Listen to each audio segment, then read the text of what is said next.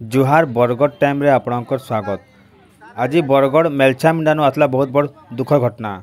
सूचना मुताबिक मेलछा मुंडा थाना अंतर्गत जोड़ागंजा गाँव अंतर्जामी साहू बयस 45 तांकर खेतर चाष काम देखी गला बेले खेत पाखे लाइन तार गुटे दोहली जाइतिला। से लाइन तार रे केंता कर से ठोटे बजे हे करी से जगह तांकर जीवनटा चलीगला बोली सूचना मिली। घटनास्थली रे मेलछा मुंडा थाना पहुँची करी तदंत आरंभ करिचे।